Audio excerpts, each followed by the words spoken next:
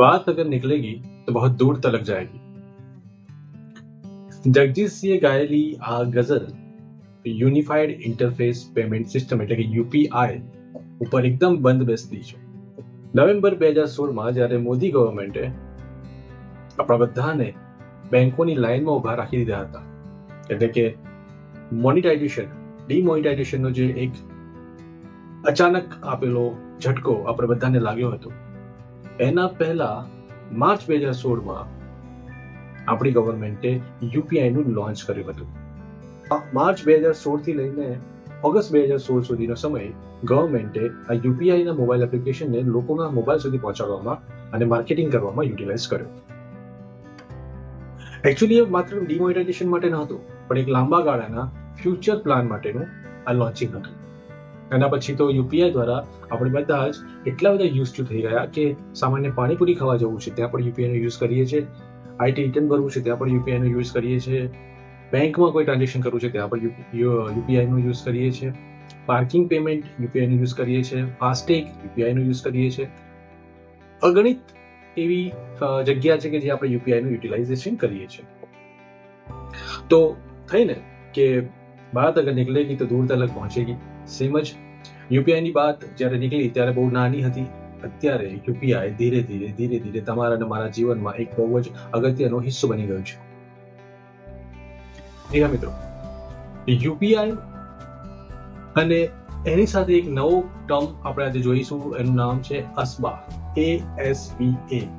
અસ્બા શું છે, યુપીઆઈ અસ્બા શું છે, અસ્બામાં ક્યાં ક્યાં યુટિલાઇઝેશન થાય છે, ક્યાં એનો ઉપયોગ થાય છે અને યુપીઆઈ અસ્બાનો કેવી રીતે ઉપયોગ થશે એ આપણે આજના વિડીયોમાં જોવાનું છે. તો ચાલો આજનો વિડીયો શરૂ કરીએ. ભારતમાં જ્યારે તમે કોઈ પણ વીમા પોલિસીનું એપ્લિકેશન કરો છો, કોઈ ઇન્સ્યોરન્સ લેવા માટે એપ્લાય કરો છો, તો એની સાથે સાથે તમારે એનું જે પ્રીમિયમ આવે એ પે કરવું પડે છે. પરંતુ હવે આ પ્રીમિયમ પેમેન્ટના જે પદ્ધતિ છે એમાં બહુ મોટો ચેન્જ આવી રહ્યો છે. 1 માર્ચ 2025 થી ગવર્મેન્ટે IRDA એટલે કે insurance regulatory development authority of ઇન્ડિયાએ એક બહુ જ સરસ શરૂઆત કરી છે અને શરૂઆતનું નામ આપ્યું છે અસ્બા. જી હા મિત્રો, અસ્બા તમે બધા જ આનું યુટિલાઇઝેશન કરો છો ક્યારે? જ્યારે તમે આઈપીઓ ભરો છો ત્યારે. ઘણા સમયથી આઈપીઓ માટેની ઘેલછા લોકોમાં વધતી જાય છે. લોકોમાં આઈપીઓ ભરવા અને આઈપીઓ લાગવા એ બહુ મોટી બાબત થઈ ગઈ છે. સામાન્ય લોકો, મધ્યમ વર્ગના લોકો અને સેલેરીડ પર્સન પણ આઈપીઓમાં ઇનિશિએટ કરી રહ્યા છે, ઇન્વેસ્ટ કરી રહ્યા છે અને એકચ્યુઅલી ભારતીય અર્થવ્યવસ્થા માટે ઘણી સારી વસ્તુ છે. આઈપીઓ કેમ આટલો સક્સેસફુલ થયો છે એની પાછળનું એક રીઝન એ પણ છે કે આઈપીઓની અંદર અસ્બા પદ્ધતિ અવેલેબલ છે. અસ્બા એટલે કે એપ્લિકેશન સપોર્ટેડ બાય બ્લોક્ડ એકાઉન્ટ. જી હા મિત્રો, જ્યારે કોઈ પણ આઈપીઓ આપણે ઇનિશિએટ કરીએ છીએ, જ્યારે આઈપીઓ ભરીએ છીએ ત્યારે આઈપીઓને લગતી પેમેન્ટ એ આપણા બેંકમાં બ્લોક થઈ જાય છે. હવે આઈપીઓ જ્યારે બહાર પડે ને જો શેર આપણને લાગે, પર્ટિક્યુલર શેર જો આપણને આઈપીઓ આપણને ઇનિશિએટ થાય તો આપણા બેંકમાં બ્લોક થયેલી અમાઉન્ટ એ પર્ટિક્યુલર કંપનીમાં ટ્રાન્સફર થાય છે. જો આઈપીઓ આપણને ન લાગે તો એ જે બ્લોક થયેલી અમાઉન્ટ અનબ્લોક થઈ જશે અને આપણા એકાઉન્ટમાં જ રહેશે. So that is the reason આ બહુ ઇઝી પ્રોસેસ છે અને એના લીધે જ આઈપીઓ જો આટલે સક્સેસફુલી લોકો ભરી રહ્યા છે અને આઈપીઓનું જે આટલું લોકોને ઇન્વેસ્ટમેન્ટ કરવામાં ઇઝી પડે છે એનું એક આ રીઝન છે. હવે આ સેમ પદ્ધતિ યુપીઆઈ અસ્બા પદ્ધતિ ઇન્સ્યોરન્સના પ્રીમિયમમાં પણ યુટિલાઇઝ થશે. જી હા મિત્રો,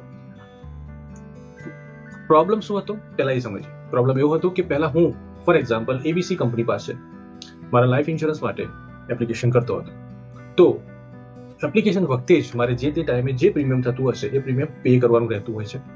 એના પછી કંપની એ એપ્લિકેશનને અંડરરાઇટિંગ કરશે, જોશે અને જો એમને યોગ્ય લાગશે તો એ એપ્લિકેશન પોઝિટિવલી આગળ લેશે અને મને ઇન્સ્યોરન્સ આપશે.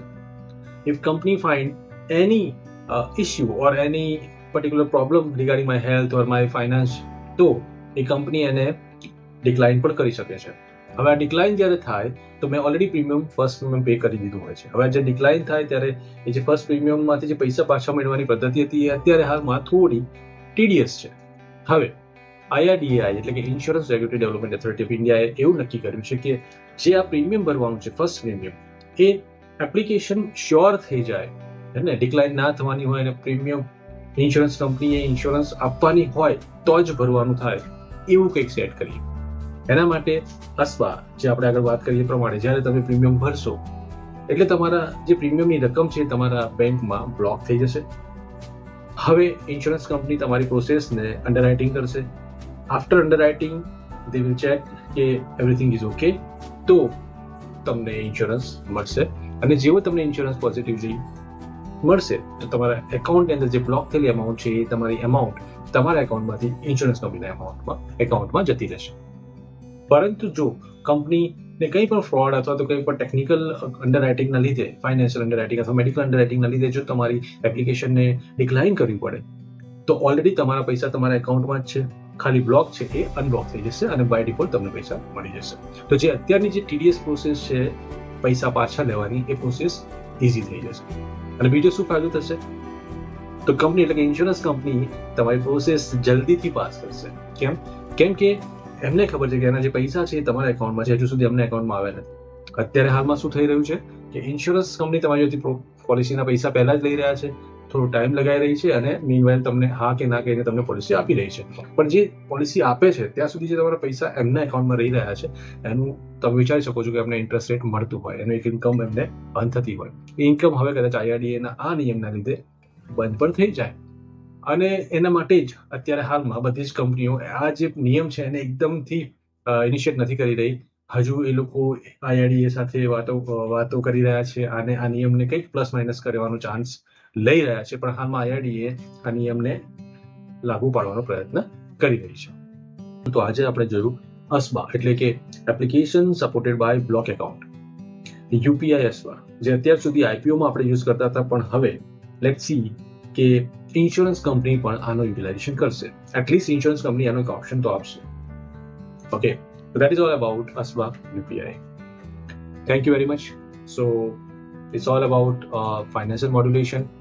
You should know about the financial things. You should know about the insurance. You should know about the new technology which are there for customer support and services. So I am Vivekanand signing off from the Business Modulator, Financial Modulator, my channel. Please like, share and subscribe. Thank you.